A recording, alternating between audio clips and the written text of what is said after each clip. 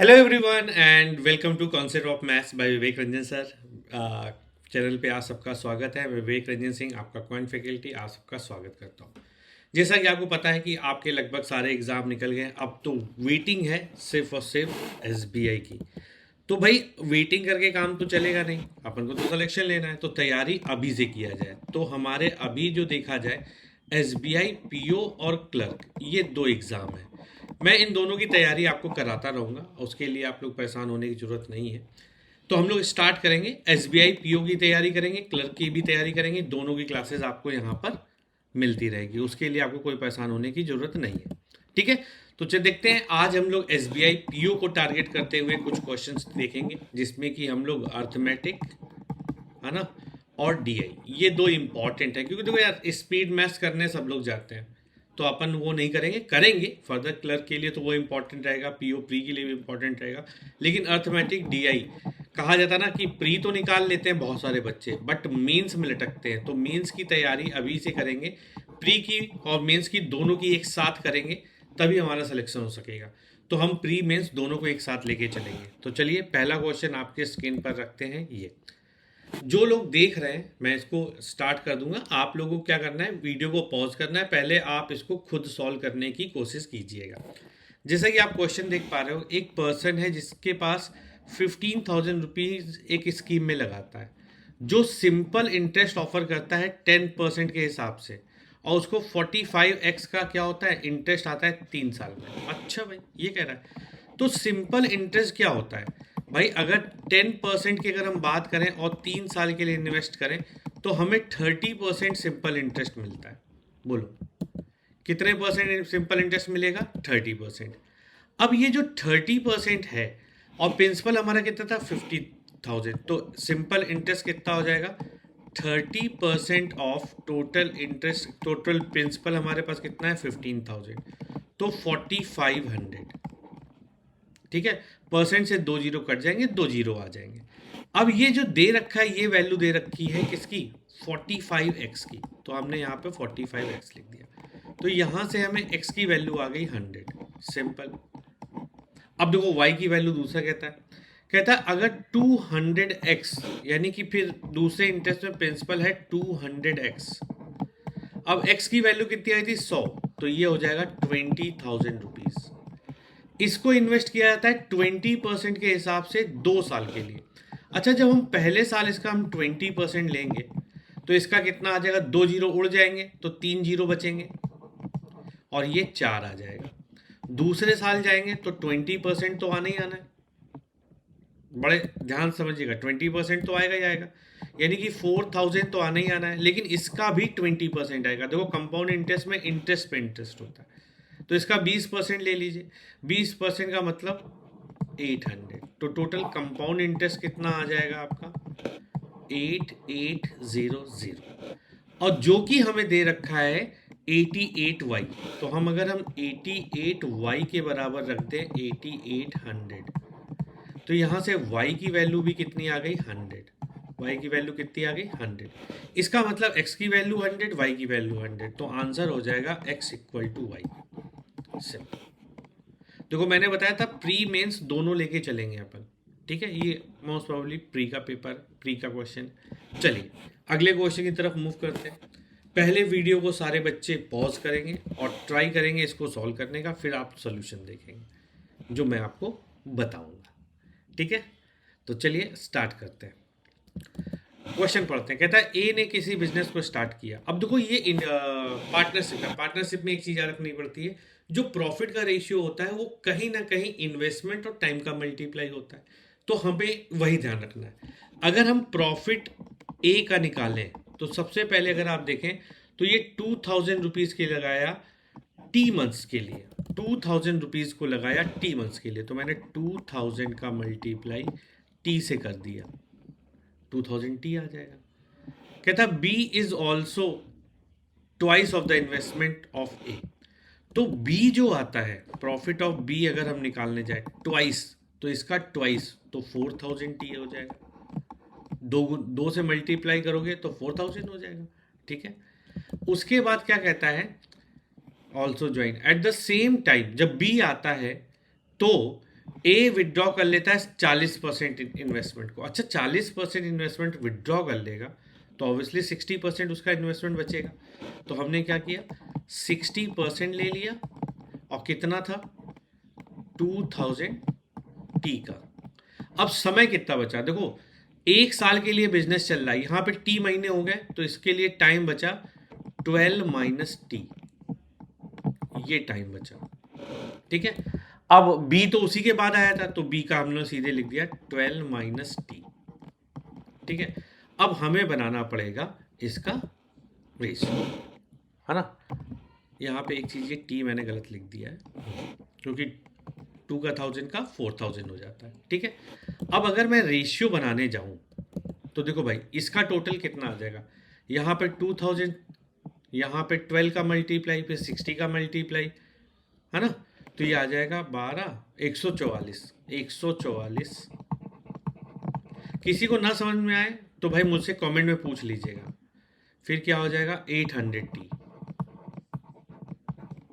ये हो गया। ठीक है, और इसका कितना हो जाएगा 12 चौक 48, 48,000 माइनस 400 टी, 4000 टी, ये आ गया बी का। अब अगर मैं इनका रेशियो निकालूं तो ये रेशियो हमें कितना दे रखा है 13/10, तो मैंने यहाँ पे 13/10 कर दिया। अब ये इतनी कैलकुलेशन आपको करनी आनी चाहिए। अब देखो 10 का मल्टीप्लाई करो तो 144, 4 बार 3 बार 0 हो जाएगा, प्लस ये कितना हो जाएगा 8000 टी, और ये 13 का मल्टीप्लाई 48 से कर दो तो 624, 624 3 0। अब 13 चौक 52, 5200,000 टी। अब देखो ये दोनों जुड़ जाएंगे 50 तो 60,000 टी। अब ये इसमें से घट जाएगा, 14 घटा दो तो 48,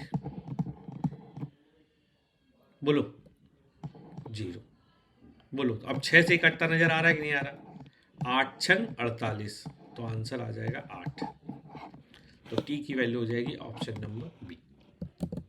ठीक है, चलिए अगले क्वेश्चन की तरफ चलते हैं। ये रहा नेक्स्ट क्वेश्चन। पहले वीडियो को पॉज कीजिएगा, आप लोग खुद ट्राई करेंगे।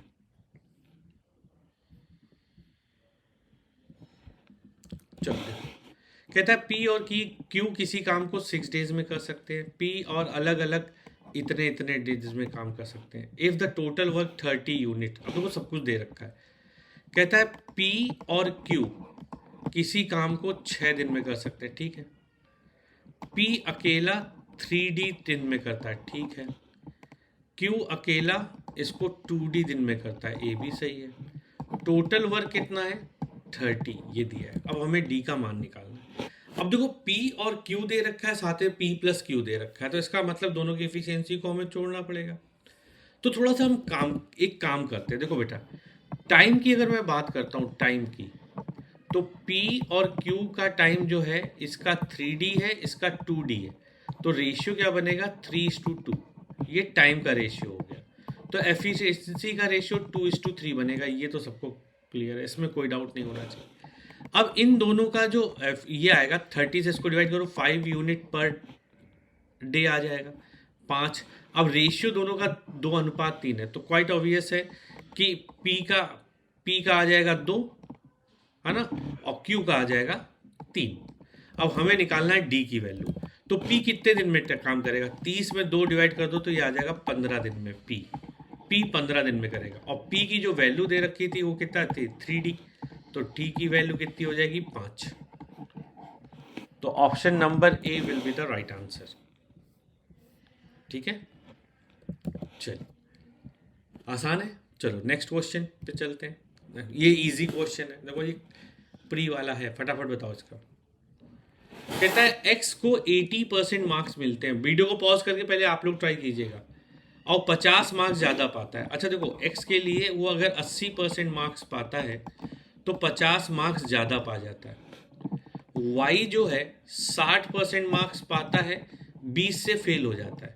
अगर इसको ये 20 मिल जाता है तो पासिंग मार्क्स हो जाते हैं, और ये इसके एक्स्ट्रा घट जाते तो पासिंग मार्क्स हो जाते हैं। दोनों को आपस में कर दो बराबर, तो 20% की वैल्यू कितनी हो गई, ये जुड़ जाएगा 70। अब हमें निकालना क्या है, what is the passing marks of what percent of the maximum marks. अच्छा, यानी परसेंटेज में निकालना। अब यहाँ से 10% की वैल्यू कितनी हो गई, 7। अब आपको ये तो पता है कि हम लोगों ने ये जो वैल्यू निकाली थी ये पासिंग मार्क्स थे।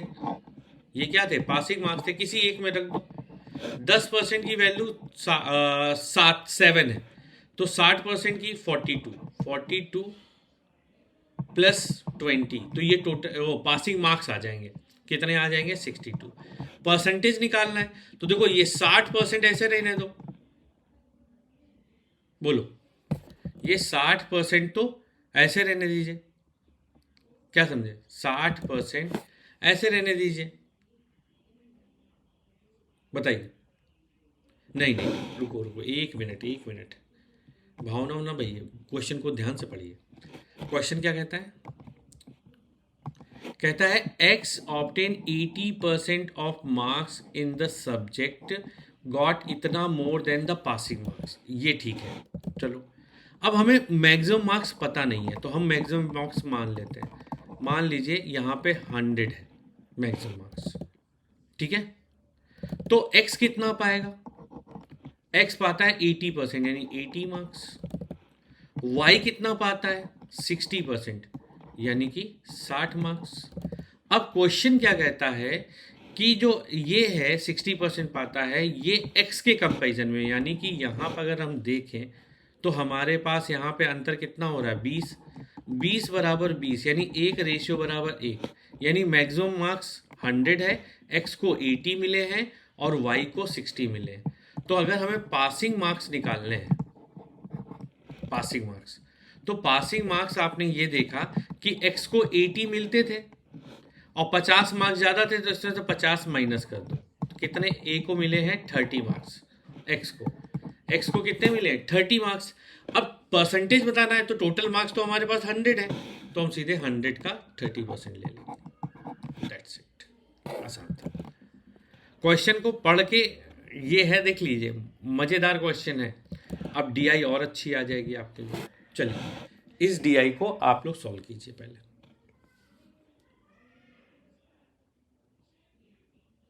देखो मैं समझा देता हूँ, मैं पढ़ देता हूँ, वीडियो को पॉज करके पहले आप लोग ट्राई कर लीजिएगा, ठीक है। कहता है read the following information carefully and answer the question based on it. The pie chart given so the distribution of speed. ये स्पीड का डिस्ट्रीब्यूशन है मीटर पर सेकेंड में, और देखो कुछ चीज़ें परसेंटेज में दे रखी हैं, कुछ चीज़ें हमें डिग्री में दे रखी हैं। चलो समझेंगे, ठीक है।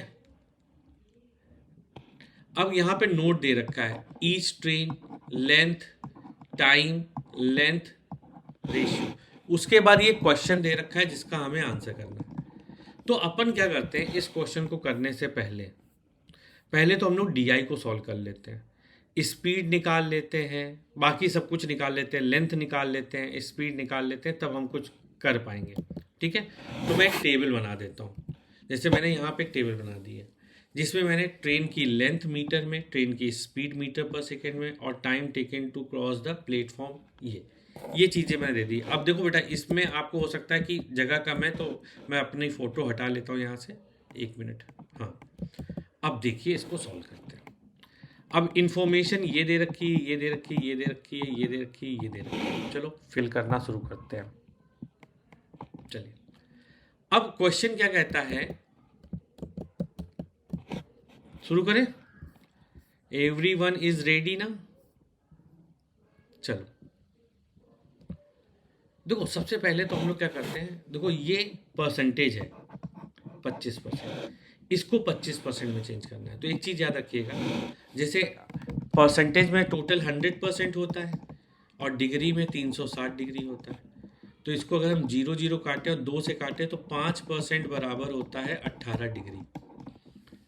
यानी अगर डिग्री को परसेंटेज में चेंज करना है तो 1 डिग्री बराबर होता है 18/5, है ना। ये परसेंटेज को डिग्री में, लेकिन अगर डिग्री को परसेंटेज में चेंज करना है तो 5/18, ये परसेंटेज में चेंज हो जाएगा। तो ये 108 को हम काट दें, इसको 18 से डिवाइड करो तो ये कितना आ जाएगा, 30%।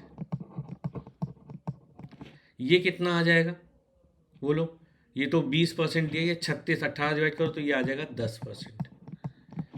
बोलो अब देखो, ये 10, 30, 20, 50, 50 और 25, 75, 85, तो ये 15% के बराबर आएगा। अच्छा, 15% की वैल्यू 45 दे रखी है, यानी कि 3 गुना हो चुका है। तो हम स्पीड यहाँ से निकाल सकते हैं। देखो सबसे पहले येलो यस की हमें दे रखी है कितनी, 45 मीटर पर सेकेंड। ये 45 मीटर पर सेकेंड दे रखा है हमें। सारे बच्चे बताना, ठीक है। अब इसी से सबको 3 गुना कर दो। देखो पी का हमें 25 था, तो इसमें सब में 3 का मल्टीप्लाई कर दो, ये 75 मीटर पर सेकेंड आ गया। इसमें 3 का मल्टीप्लाई कर दोगे, ये 90 मीटर पर सेकेंड आ गया। इसमें 3 का मल्टीप्लाई करोगे, 60 मीटर पर सेकेंड आ गया। इसमें 3 का मल्टीप्लाई करोगे, 30 मीटर पर सेकेंड आ गया। यहाँ तक किसी भी बच्चे को कोई डाउट नहीं है मेरे हिसाब से, ठीक है। अब ये मैं रफ कर देता हूँ, और ये आगे भी और भी DIs में आपके लिए काम में आएगा। अब चलो आगे बढ़ते हैं। ये काम तो हमारा हो गया, ठीक है। बोलो किसी भी बच्चे को कोई समस्या। अब देखो क्वेश्चन ने कहा each train cross the same platform. अब यहाँ पे प्लेटफॉर्म की लेंथ हमें 90 मीटर दे रखी है, ये याद रखिएगा, उसी प्लेटफॉर्म को क्रॉस करती है, ठीक है। उसी प्लेटफॉर्म क्रॉस करती वो हमें दे रखा है। अब देखो यहाँ पे कहता है the length of train P is 45 metre less than the length of train Q। अच्छा, लेंथ ऑफ ट्रेन P हम मान लेते हैं, मान लीजिए लेंथ ऑफ ट्रेन P हम मान लेते हैं L है, तो लेंथ ऑफ Q कितना हो जाएगा, 45। ये कम है तो वो 45 ज़्यादा हो जाएगा, तो L प्लस 45 हो जाएगा, ठीक है। करते चलते हैं, करते चलते हैं, देखते हैं कहाँ पहुँचता है, ठीक है। अब कोई इन्फॉर्मेशन दे रखी है 5:4। अब देखो बेटा यहाँ पे हमें स्पीड दे रखी है ना। तो देखो Q, अब क्वेश्चन ने क्या कहा, the time taken by the train P and Q cross the platform is same. अच्छा, टाइम सेम है। जब टाइम सेम होता है तो आपको पता है टाइम इक्वल टू क्या होता है, टाइम इक्वल टू होता है डिस्टेंस अपॉन स्पीड। तो अगर हम P के लिए टाइम निकालें, P का टाइम, तो P का टाइम हो जाएगा डिस्टेंस अपॉन स्पीड। तो डिस्टेंस कितनी है, डिस्टेंस कितनी हो जाएगी, देखो प्लेटफॉर्म की लेंथ थी कितनी, 90 मीटर, तो 90 में हमने इसकी लेंथ जोड़ दी ट्रेन की L, अपॉन P की स्पीड क्या है 75, इक्वल टू क्या हो जाएगा, इक्वल टू क्या हो जाएगा, टाइम ऑफ Q। Q का टाइम निकालना है, तो Q की अगर हम बात करें, Q की लेंथ क्या है L प्लस 45, और वो सेम को 90 को क्रॉस कर रहा है, तो ये कितना हो जाएगा, इसकी स्पीड कितनी थी 90, 15 से काटो, 15 पचे 75 है ना, 15 छक्का 90, ये हो गया। अब इसका क्रॉस मल्टीप्लाई करके देख लो, तो ये कितना हो गया, 9 चक्को 9 छक्का 6 9 या 54, 540 प्लस 6L, ये 5 से मल्टीप्लाई कर दो 5L, और ये हो गया 135, 135 इंटू 5, ठीक है। तो ये घट जाएगा, L की वैल्यू हो जाएगी, अब देखो ये 135 इंटू 4 है, अगर आप ध्यान से देखें 540 जो है वो 135 गुणे 4 है, अगर आप ध्यान से देख पाए। देखो मैंने इसको इन दोनों को जोड़ा, 135 5 से मल्टीप्लाई हो रहा था, तो मैंने यहाँ देखा ये 35 के डिविजिबल दिख रहा है भाई, 35 के टेबल में 40 आता है तो 540 भी आएगा 4 बार, तो 135 आ गया ओरल। L की वैल्यू हो गई 135, तो मैंने यहाँ पे लिखा 135, तो ये 90 45 ज़्यादा है, तो 45 जोड़ दो 180 मीटर। L P और Q दोनों की लेंथ आ गई, बताओ हाँ या ना, किसी को कोई समस्या नहीं हुई, ठीक है।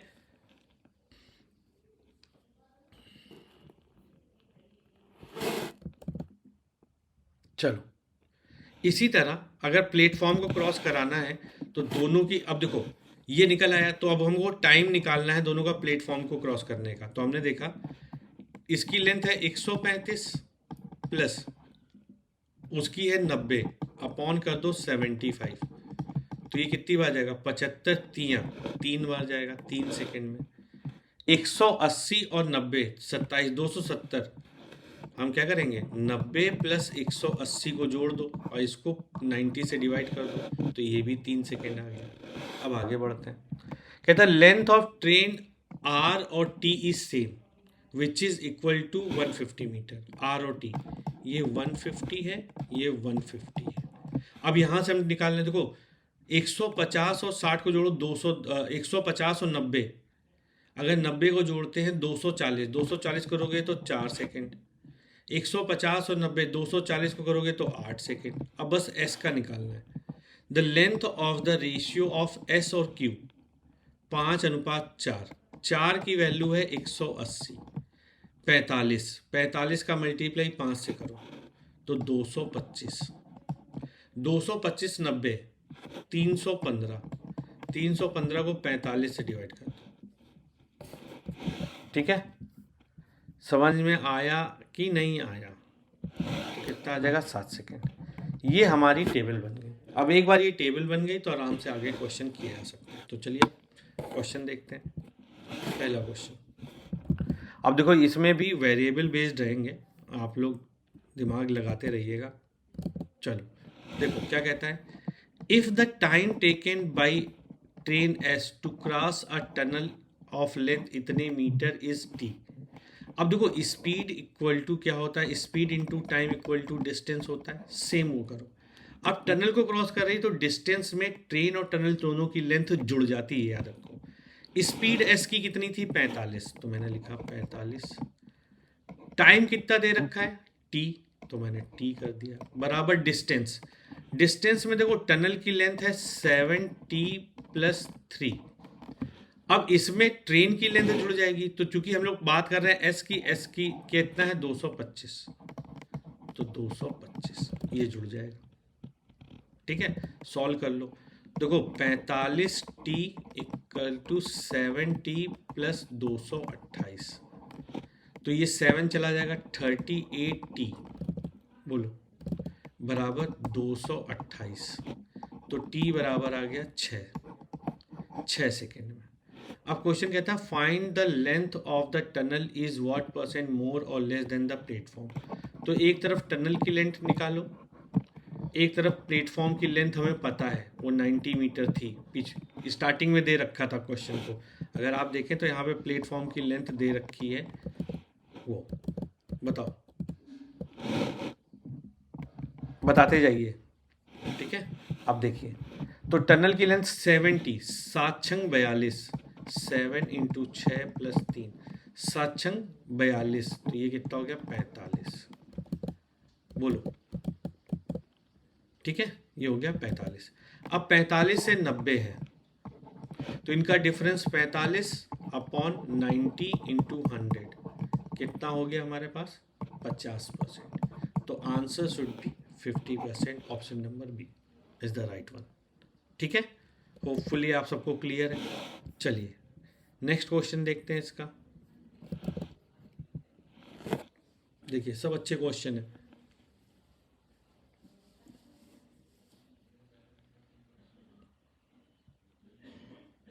देखो the time taken by R to cross a man who is running 2v speed in the same direction is 30। अब देखो यहाँ पे वेरिएबल है।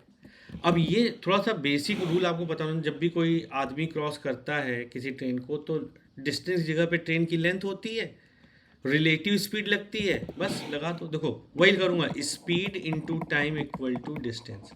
अब स्पीड देखो ट्रेन आर की कितनी है, स्पीड 60 मीटर पर सेकेंड, बोलो, और आदमी की स्पीड 2v, तो रिलेटिव स्पीड हो जाएगा 60 - 2v।